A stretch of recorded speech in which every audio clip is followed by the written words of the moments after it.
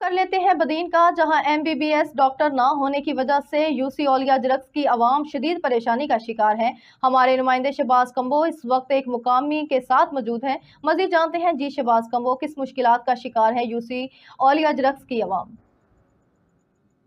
जी बिल्कुल, इस वक्त मैं मौजूद हूँ ज़िला बदीन, तहसील टंडोबागो, यूसी औलिया जरकश, गांव चौधरी हाजी दीन मोहम्मद। यहाँ पर डिस्पेंसरी में क्या मसला, आइए इनसे पूछते हैं।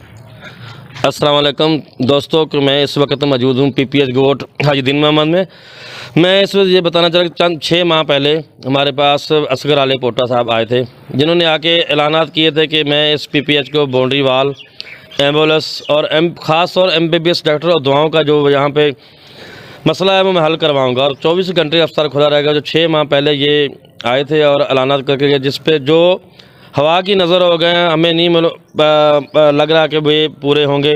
ना कोई डॉक्टर आया है, ना दवाओं का मसला हल हुआ है। और इसके बाद हम यहाँ पे रोज़ 100 की ओपीडी है और 15,000 की तकरीबन इस गांव की आबादी है और आसपास के गांव के लोग मिलाकर ये 20 से 25,000 आवाम बनती है, जो इस सहूलत से महरूम है। हम अपील करते हैं अब हमारे जो इलाके के एमपीए अरबाब अमानुल्लाह साहब हैं, जिन्होंने बहुत सारे अपने वादे जो है इससे पहले पूरे कर चुके हैं, रोड, रास्ते, नहरों के, और उनसे हम फिर दोबारा अपील करेंगे कि आप आएँ, हमारी इस डिस्पेंसरी को अपग्रेड करवाएँ और उसके अलावा जो एमबीबीएस का मसला है या एम्बुलेंस का जो बाउंड्री वाल का मसला है हमारा हल करवाएँ।